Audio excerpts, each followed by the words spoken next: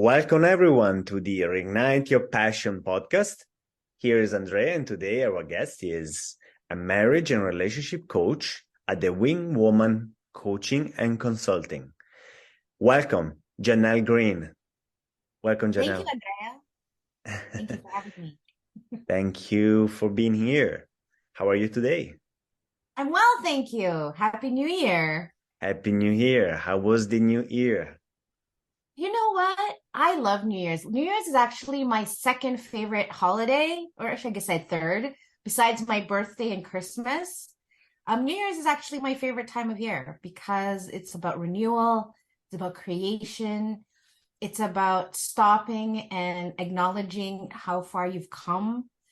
And for me, in my business right now, it's really about how can I express more love in the world? And how can I help to heal the world? So it's been a very exciting week for me, really thinking about what I want to create in 2023. Beautiful. Resetting. Resetting, yeah. Love it. Give us a little bit of background about yourself, whatever you can share and you want to share. Well, I've been married for over 17 years to an extraordinary man. Even though it's been 17 years, even when we still kiss and hug, I still get tingles. He really is my best friend, and we've been through a lot together. And to be honest, he's my inspiration for becoming a marriage coach. He has taught me so much. So before I met my husband, Mike, I was actually previously married, and it didn't go well. It was a very painful time in my life, and thinking that maybe I'm just not meant for marriage. Maybe I'm just meant to be alone. And then meeting someone who understands unconditional love. Sorry, that's my dog. Someone who understands unconditional love is a good teacher. And so, I take what I learned from him into the work that I do. I take what I've learned from my divorce into the work that I do. I take every relationship, even the one with my father, into the work that I do. And I guess one story that I love sharing is about forgiveness. I think that there's not enough forgiveness in the world. I think that we don't understand what forgiveness is. We think forgiveness is for the other person, when forgiveness is actually for us to break free from the emotional prison that we get stuck in. So when I was 9, my dad cheated on my mom with my mom's best friend, and they had a baby, and he left for 4 years. And the reason I tell the story is because there was so much about that moment when I was 9 years old that I didn't know until I was 40. Wow. It was like, why am I the way that I am? Why do I have trust issues? There's all these things about my personality that I couldn't quite understand why I was so anxious about it. And as I started to do the work, as I started to go inwards and understand, oh, this is like from my childhood. And what's incredible is that my dad actually came back. So my dad, talking about divine timing, my dad got sick. Both of his kidneys failed, and he had to go into dialysis, and his girlfriend wouldn't take care of him. So he came back to my mom and said, I'm sick. Will you please take care of me? And up until this point, I remember one of my most vivid memories in that age was being with my mom at church as she prayed like almost every day. And so it's just interesting, when we talk about prayer. And all of a sudden, yeah, here he is. He comes back. He gets his surgery. He gets his organ transplant. And life goes on better than even before, than the first time we were together. And when he passed away, we were together. We were complete. We were at peace, right? And yet, a few years later, I started to discover, even though I had forgiven my father, I hadn't dealt with those feelings as a 9-year-old. And so I can see, as a relationship coach, as we go into relationships, we do these things to sabotage ourselves in a relationship because of things from our childhood and our past. And sometimes we don't even see it. We just feel it. And until we heal that part of us, and you go back to that 9-year-old girl and you say, hey, this wasn't about you. It's not that your dad didn't love you. It's not that men are terrible people. It's just that's what happened. Not your dad just decided to leave. And so until that healing can begin, I think so many of us, we struggle in relationships because we're still hurting from our initial relationship that we had with our father, mother. Some of us have been sexually abused by grandparents, by siblings. And so I feel like the work that I do is so important because what I see, Andrea, is like this future where children don't want to be married anymore. Everybody just wants to be single. Nobody wants kids. Nobody wants family. Like the virtue of family, I can see starting to disappear. And that's very concerning for me because if we can't even have peace in our family, how can we have peace in the world? You were talking about forgiveness, and I think forgiveness is a big part of this being afraid of commitment because maybe they don't want to get hurt, or they don't want to repeat that emotion that they felt maybe when they were young. But forgiveness, something that I really want to ask you, did you ever, going back a little bit to your father, when your father came back, did you ask your mom, how did she forgive him? What was going through her mind? Have you ever asked her? No, I haven't, but I know my mom well enough to know the answer. Okay. My mom and I are like two peas in a pod. We even look alike. Sometimes we'll be like, is that your sister? I'm like, no, that's my mom. But what I can tell you about this woman is her faith is undeniable. This woman, even through she became a widow at 49. She had 3 kids, and what was even more incredible was that my half brother, we met him for the first time at my dad's funeral. He came up to us and said, hi, I'm your brother. And had it been a different moment, maybe the reaction would have been different. But because it was that moment, we really embraced him. And we took him in. My mom took him in. He calls my mom. Like we have really healed from this experience, and we don't hold anything against him because we realize it has nothing to do with him. And so we've really, we have a really great relationship. I love my half brother, and he jokes around that he's the mistake, but there's no mistake that this man is on this earth. Like he's an extraordinary man. He's in the army. He volunteers for Boys and Girls Club, and he's in search and rescue. Like he's an incredible human being.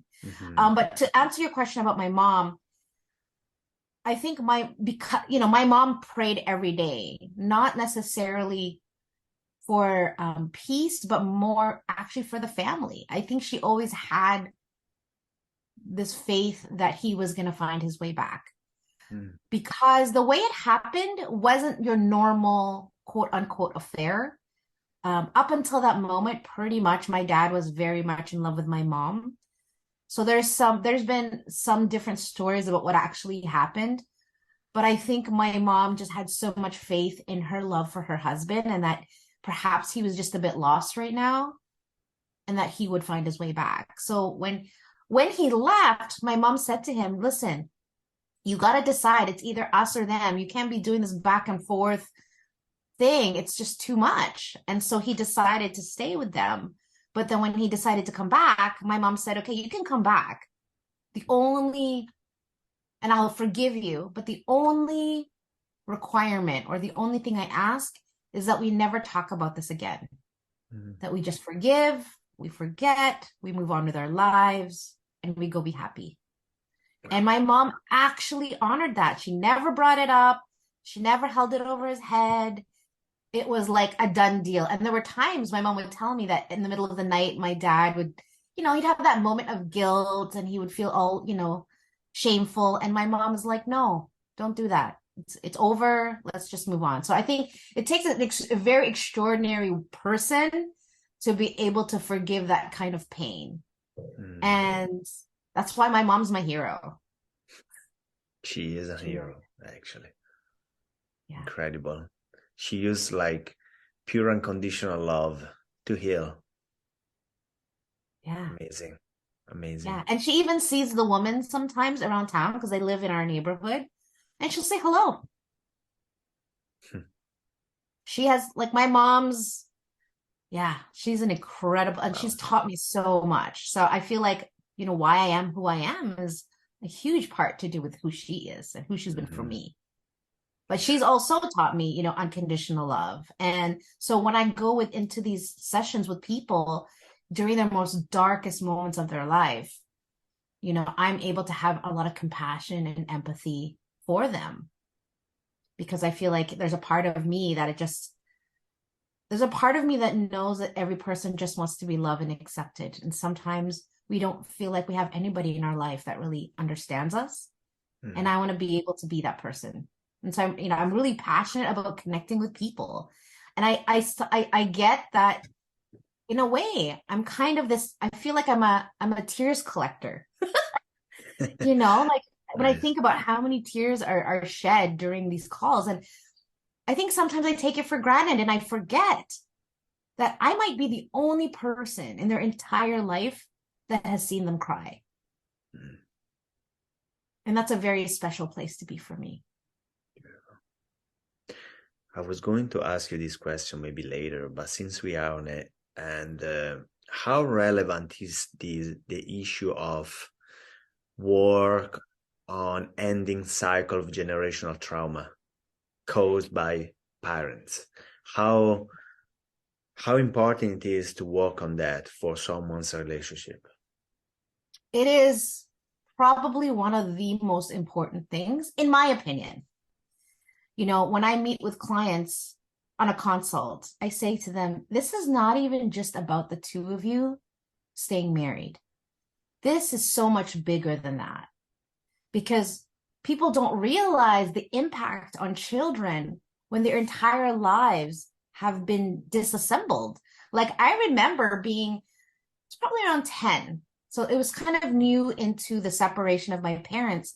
And I remember my mom asking me, who would you rather live with, me or your dad? And I had this experience of having to choose a side when I didn't want to choose a side. I just wanted us to be together. And then my dad wasn't allowed to see us. And so he would sneak onto the school property to try to, get some FaceTime with us. And of course, we were deeply hurt. So I remember like running away from my dad because of the hurt. I kind of blamed him for what he did to our family. And so just the impact of that. And, when I work with couples on their marriage and their relationship, and we talk about all the ways that they feel, especially around trust, my first question is, who broke your heart when you were a kid? Who made you decide that you can't trust people? Because there's this moment, when we're like 4 or 5 years old and life is incredible. You are not afraid of anything, right? Life is like, woohoo! And then there's this moment in time that something happens where we go from being these innocent, joyous creatures to now we have this thought that life is dangerous or people are dangerous or I can't trust or whatever that looks like. And that often happens with our parents. And so I think parents need to be responsible about what their job is. Their job is not just to put a roof over their kid's head and food in their mouth.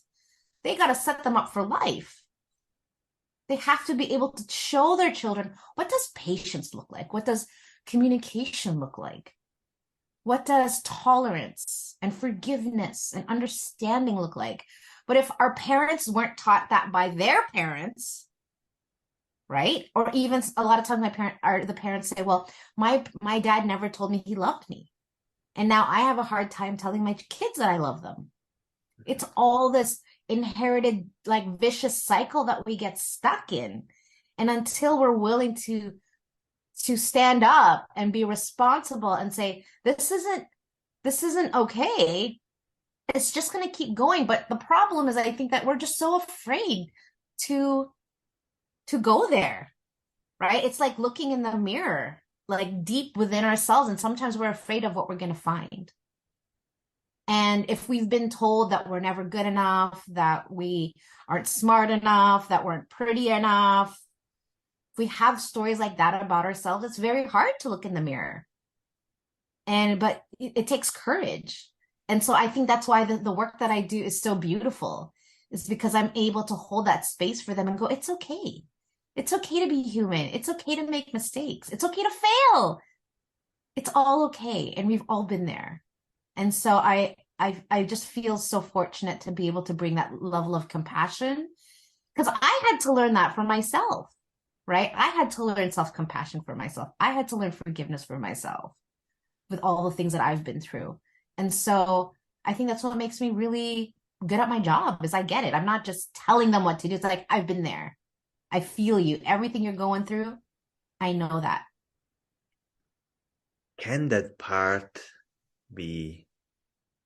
ever be healed?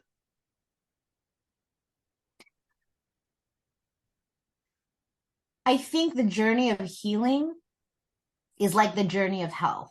Well, I mean, healing is health, right? It's like you can always continue and get better, but will you ever find perfection and that is completely gone? No.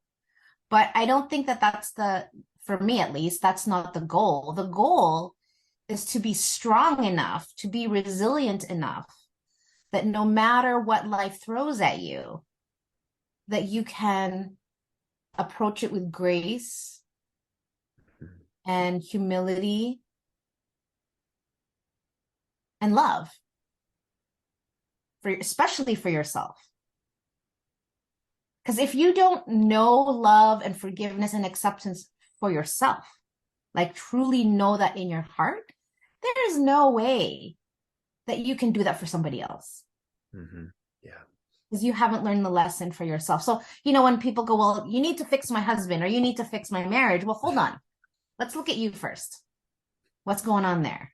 And so when we can heal that first, when we come into the marriage piece, when we start to work on that, it goes so much faster because they've stopped blaming and complaining and shaming and beating each other up.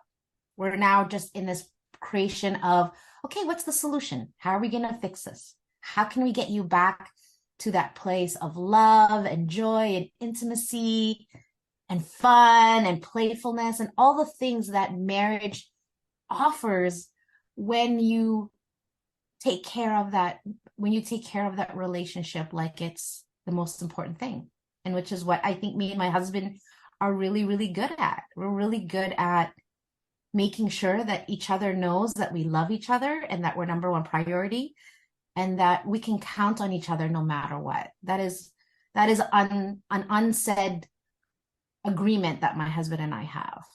And it's great. Beautiful. Great. Thank you for sharing that. And I guess your passion is linked to your mission, which is to help save marriage from separation and divorce, right? That's right. I think of it like like a pebble into a lake or a pond, right? It's like, even though I'm talking to just you, if you go and take action and that marriage that was supposed to break up now stay together, now the future has changed. We have just altered the possibilities in the future. And so every single time I finish with a client or every single time I get a Google review and I get to read it, I'm like, this is what my life is about. So what you don't know about me is I used to be in sales. Five years ago, I was in software sales, making lots of money, traveling the world, doing presentations, and I was really good at my job. I won a trip to Italy. I won a free trip to Italy for a week for being a top producer. So I was living this incredible, luxurious life, and I was miserable. And it was when I was coming up to turning 40, where I thought, okay, this is kind of like the midpoint of my life. And I kind of took an inventory and I kind of looked around and I said, okay, what have I achieved so far in this life? And when I get to, if I went to the pearly gates of heaven right now, what would St. Peter, what, you know, if St. Peter asked me, what did you do with your life? Like, what would I say? Mm. And in that moment, I said, you know what? I couldn't say much. Sure, I made lots of money. Sure, I donate lots of money. Sure, you know, I'm a pretty nice person. But if I really think about blood, sweat, and tears, and like the action of love, I felt like I hadn't done that yet. And so that's when I started to think about, okay, well, what would a life of passion and intentionality and love and healing look like? And I took about 6 months off. I just, it was almost like I was naked again. It was like I was being reborn. And I just asked myself, like, Jeanell, if you could start your life over again and you got to create a job where it was the fullest expression of who Jeanell is in the world and what she wants and the commitment to love, what would that look like? And that's how I became a coach. And so every day I get up and I get to do this job, it's just like I'm represence to that. Like I get to do work that makes a difference. And that is a full expression of my heart. And I don't think a lot of people get to say that about their job. What is the most common reason why a couple will separate? I think a lot of us don't love ourselves enough to be open to love. Mm. And there's even moments with my husband, if I'm really honest about it, that I feel unworthy. I'm like, this man on a scale of 1 to 10, he is like a million. And I'm like, what is this amazing human being doing with me? Like, he's so incredible. And he chose me? Really? There's moments that I have of that. And I think it's just our ego, our fear, society telling us that love isn't forever, right? Or, you know, there's only this thing called the honeymoon stage after that. It's downhill. Like we've been kind of taught these beliefs. And for me as a coach, obviously my job is to like challenge all of that. And so, you know, I'm so proud when I get to say, yeah, me and my husband have had a 17-year marriage where we barely fight. Like, I don't think we fought in like 7 years. Wow. We have a great sex life. We travel the world together. We both work from home together. We play music together. We have our little musical, we have a studio downstairs with guitars and pianos and speakers and microphones. And we just have so much fun together playing music. Like we just have this incredible life. So I would say that's the number one reason is that we haven't learned to love ourselves and forgive ourselves. And number two, I think that going to what you said in the beginning about control, I think sometimes we try to control other people. We want them to be someone that they're not. And so we hold up these standards. And this is what I discovered in my divorce was that, you know, we have these standards for other people. And unfortunately, sometimes they're not equipped to be able to fulfill our needs because our needs or our expectations are so high. And another problem is a lot of us, we don't even know how to communicate what it is that we want. We just get mad. Right. You didn't do that right. Instead of saying, hey, this is what I expect. I mean, those are the like right off the top of my head. And then I would say the third one is communication. I think no matter whether a client is dealing with infidelity, loneliness, trust issues, it all comes down to communication. And I think we were never taught, at least I wasn't, how to communicate feelings. Most of us, when we communicate feelings, it's very aggressive and angry rather than really owning the hurt that we feel and not blaming other people for it, but really just being so vulnerable about our fears and sharing that with our partner. And again, a lot of people are so afraid to do that because they're afraid of being judged, of being rejected. And oftentimes Here's another one, especially for the men here. Us women, we just want to feel heard. We just want our partner, and my husband is so good at this, just sitting there and going, yeah, just allowing us to feel. And I think so many of us were taught, don't feel, don't have emotions. Definitely don't have negative emotions. If you're angry, upset, I don't want to hear it. Right. And so we go through life so lonely because all we want to do is feel heard.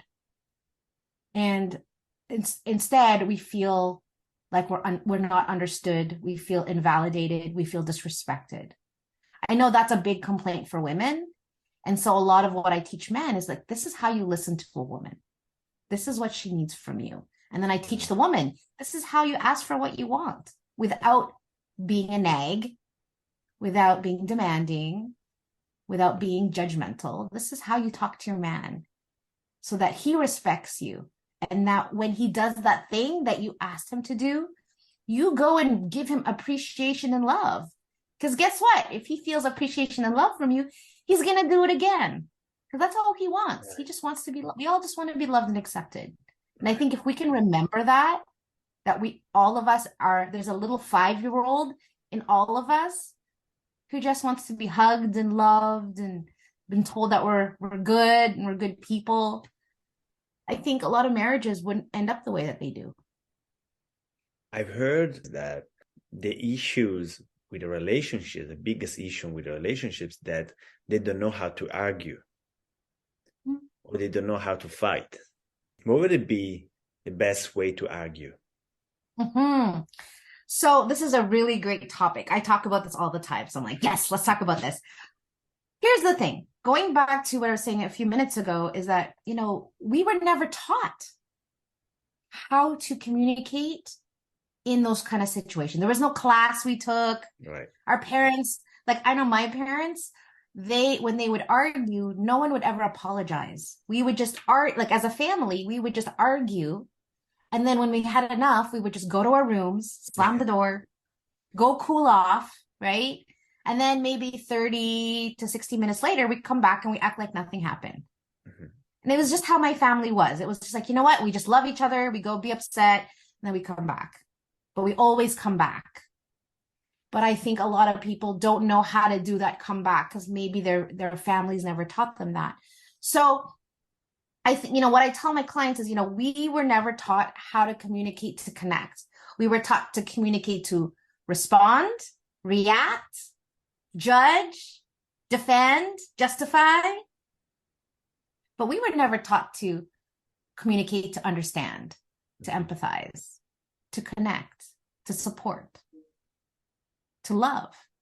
And that's when going back to what I was saying 5 minutes ago is like the whole trying to fix our partner when our partner doesn't want to be fixed. They just want to be loved. Just love them, support them with whatever emotional craziness they're in. Just love them. You don't need to do anything about it. And so I think it's the whole need to win, the whole need to be right. Right. That's what fuels the argument. And then we have two people who are at the same time saying, you need to listen to me. So guess what? Nobody's listening. And it ends up just being this domination game. Who can yell the loudest? Who can be the most manipulative? Who can be the most hurtful? Rather than just saying, I hear you. So it sounds like you're really upset about that. Can we talk about that? I'd like to understand that better. How can I support you? It's a very different conversation. And what's super cool is that the change, the transformation of that can happen in an hour. It's just this, again, it's just a programming that we've been given for so long. And when someone can go, no, don't do it that way, do it this way. Instead of going left, go right. Instead of going up, go down. And when they can discover like, oh, that's a very different outcome we get. Wow, we just learned how to listen to each other. That was really cool. Now they know how to do that in the future. But if you've never done it before and you don't have someone to hold you accountable and say, listen, you know how this song and dance normally goes? We're going to change the steps. We're not going to do that thing that you do anymore. We're going to change it up. So when they go through that, now they have more confidence to communicate better. But it is such a, the term I like to use is slow it down to speed it up. You got to slow down the emotions and just be able to process, okay, what's going on right now? Why am I being triggered? What is this reminding me of? Is there something in my childhood that is being triggered right now? Oh, let me check that out. What is the story I'm making up? When we can slow it down to really observe what's happening to us emotionally, then we're not so triggered and we don't say things that we're going to regret. But if you do say something that you regret, because I've done that before, something comes out of my mouth, it's like, oh man, I shouldn't have said that. We all did. As soon as it leaves my mouth, I take it back. I said something to my husband, and like as soon as it came out of my mouth, I said, sorry, babe, sorry, I take that back. I shouldn't have said that. So it's about being responsible too, and just being like, yeah, I said that. That was not cool. I will not do that again. I'm sorry. And my husband was like, okay, got it. And so it didn't even become an argument because I owned it right away. Nice. So communication is the biggest part of it. And I love the questions like, how can I support you? There's a big one. Like, some, in the middle of an argument, or maybe when an argument is starting, if you ask, okay, I want to understand you. How can I support you? Whoa. All right. Okay. What? Yeah. You want to support me on that? Yeah, that's a good one. Yeah. Now, what usually is the most effective tool to reignite passion in a couple? Yeah, good question.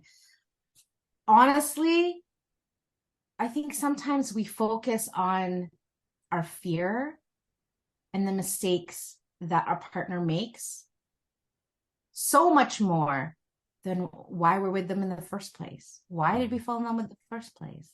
And just, again, having compassion for our own humanity. Just because your husband doesn't do things or clean the house the way you clean the house doesn't make it bad. It's just the way that's the way he knows how. And instead of, telling him what he did wrong, like appreciate him for even trying and then support him in how you want to get it done. But I think sometimes, again, back to our parents, if our parents were demanding, if our parents were, had such high expectations of perfection from us, we're going to expect that from other people because we haven't healed that yet. Could you give us some tips that makes your relationship healthy and passionate? My first one is let that shit go. Don't hold on to stuff. It's done. Don't hold on to stuff from 5 years ago, 10 years ago, a year ago. Like, be present. Now is the moment. And be responsible for your emotions. And don't blame other people for the way you feel. You feel the way you feel, and that's great. And there's nothing wrong with that. But own it. And if you can't own it, then you want to go inside and go, okay, what is it about it? Because consider that every human being on this planet is our mirror. And if there's something about someone that is kind of rubbing us the wrong way, at least for me, I make it a practice and ask myself, what is it about this person that is triggering me? And what is it about them that I see about myself that I don't like? Right. So when we can get to that level of clarity, now we're not resisting so much. Beautiful. Do you have any tips that you do daily, that you especially do daily, to keep your relationship strong? Yeah, I think a lot of it is mindset. I tell myself every single day, and it's true though, like for me, it's the truth, but I tell myself every single day, I love my husband. He is amazing. I am so lucky. I want to appreciate my man as much as I can. Like, that's how I think. But I think most people, they're thinking the negative. He doesn't care. He's lazy. He doesn't support me. He doesn't listen. All these things. Or we make it about ourselves. I'm unlovable. I'm this. I'm that. And there's just all this negative energy. So if you want to go to a place called love, but you're stuck in fear, how are you going to get there? So you got to shift your energy from a place of lack and judgment and loneliness to now partnership and compassion and vulnerability and creation, like creating your marriage every single day. Why do we think that it's no surprise that being engaged is the most exciting time, and getting the wedding day is the most exciting time? Why? Because we're thinking, imagining, fantasizing about what's possible. But once we get married, have kids, have the job, have the house, and all these things, we stop creating. We kind of just get caught in this roommate, Groundhog Day, oh yeah, here we go again kind of life that has no joy, that has no romance, that has no playfulness. And then we wonder why we lose connection and love for each other. It's like it's like a car, like you have to keep putting the gas in, or else it's gonna die on the side of the road. Right.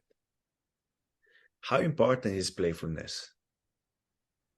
Well, for me, it's extremely important. And I would say every client that I've ever worked with, playfulness has been missing. What's playfulness? For me, playfulness is having this energy of lightness and humor, innocence, and possibility, like curiosity. Because I think sometimes when we're married, we start to assume that we know the other person really, really well. It's like, oh yeah, this is what they would say, right? So I'll have a lot of clients, I'll say, you should invite your husband to come on a call with me for the three of us to talk. Oh, no, he won't do that. Well, how do you know? Oh, no, he won't do it. Okay, well, why don't you go ask? And then they come back, I'll go, oh, he said he's going to do it. I'm like, yeah, I know. Because we just assume so much. We think we know the other person, and we stop asking questions. We stop getting curious. We stop being silly and playful and fun like we used to be in the beginning. And I think the game or the art of seduction has to have a level of playfulness and curiosity in order to keep it fresh and exciting. Like, to be honest, me and my husband's sex life has actually gotten better through the years, not worse. And I'm pretty proud of that. But again, it takes work. It takes me looking at myself where sometimes I don't feel sexy. I don't want to be naked, but I know he doesn't care. I know he just wants to love me. And some of us women, when we don't feel good in our body, we don't feel sexy. Maybe we just had a baby and we don't want to be intimate with our husband, when really our husbands don't care. They just want to be with us. They don't care if we have extra 20 pounds or that we've got stretch marks.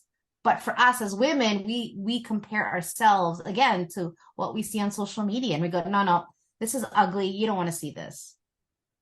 And then in return, the husband feels rejected. Right. And so again, starts the downward spiral. What role social media is playing in relationships nowadays? What do you think? Not great. I think social media and the internet and all, it's all a double-edged sword, right? We have all this, right. We have access to so much information and ways to connect. And at the same time,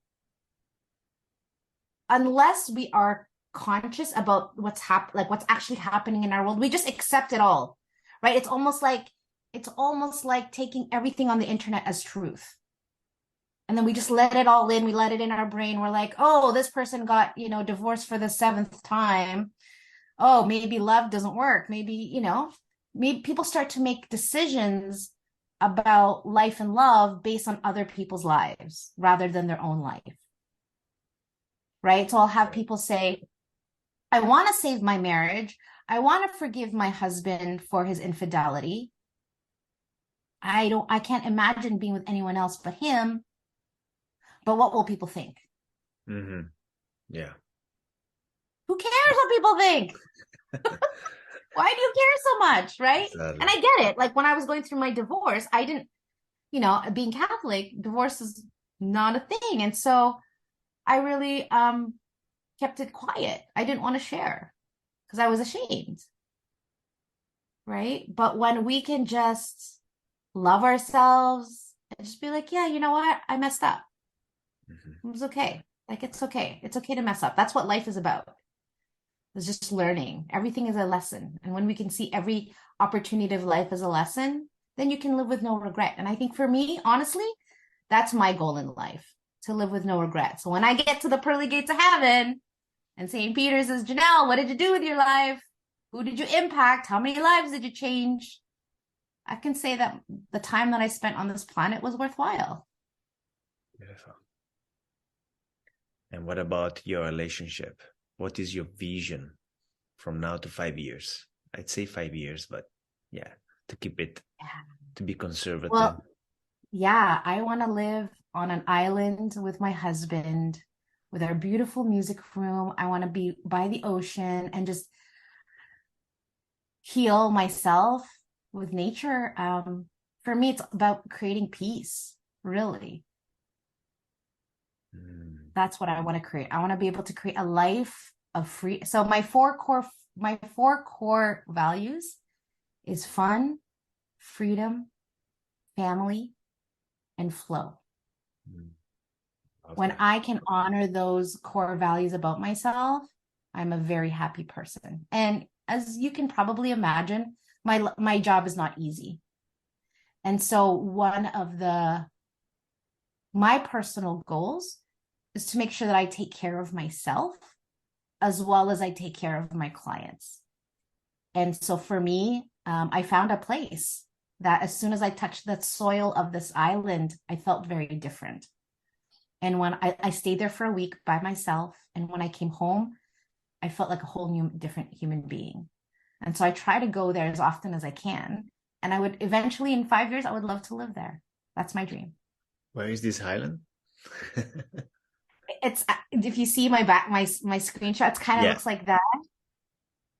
It's actually close by. It's about an hour Okay. from here, but it's Okay. just this little island that has like 4,000 people, Wow. and it has hiking and ocean and trees, and it's just a gorgeous, gorgeous place. So, but I want to be able to make a difference. I want to be able to speak on stages and maybe do TV shows, keep doing podcasts like this, and just continue to search for people who are looking for hope and a solution.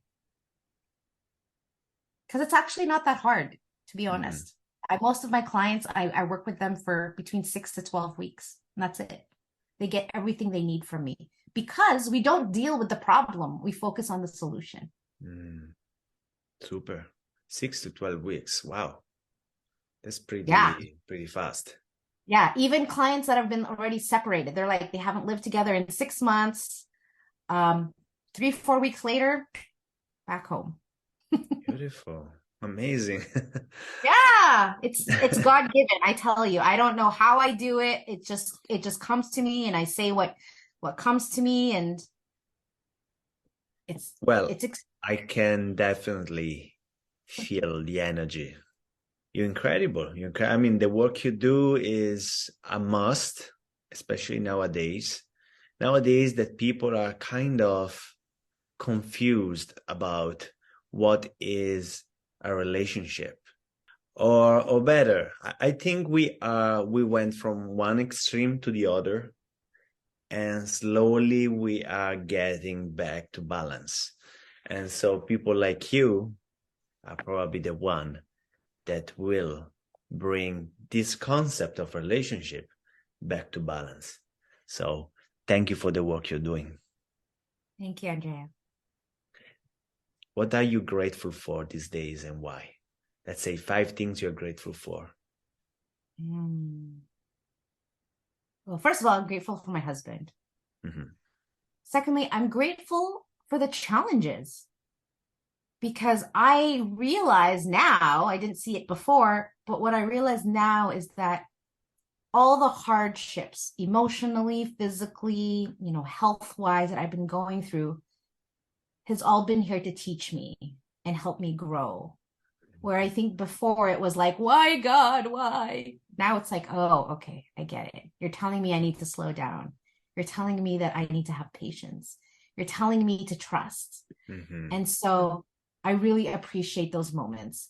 I'm grateful for being able to do something that I love, like absolutely love. Like I love coaching. I love seeing people shift and change and have the courage to say, I know I can be better. I'm grateful for my family. They are my rock. They remind me of where I've come from and also how far I've come. Just 2 generations ago with my grandma was a single mom of 7 kids with a grade 4 education, worked in a cigarette factory, single mom. And here I am in Canada, living this extraordinary life, out to change, to make a huge difference in the world, living a marriage and a life that I never thought was possible. And I think more importantly, what I'm grateful for is the person that I've become. I think we don't stop and acknowledge ourselves enough. We're always trying to be better, be better, be better. When we can just stop and just look at ourselves and go, wow, you are awesome, Jeanell. You are a badass, Jeanell. You are blowing the previous Jeanell's mind right now. Like even 6 months ago, like looking forward, I just blew my own mind. To be able to have that power to actually acknowledge ourselves in a very humble way is important. And then I think the last thing I would say that I'm really grateful for is my creativity about what I'm about to create next year. Like I'm super, super excited because my income is gonna jump, but also my ability to serve more people, no matter what their income status is. And I'm really excited about that. My word for 2023 is amplify. Beautiful. Where people can reach you then? They can reach me at www.jeanellgreene.com, which is my name, or at saveourmarriage.ca. Love it. I love the sounds of it. It just tells it all. Yeah. And okay, so thank you, Jeanell, for being here. I really appreciate your time. Thank you for your presence and your work you're doing. And rebalancing love, bring back love, and hope to see you soon in some TV show. Thank you. Ciao. Take care. Wow.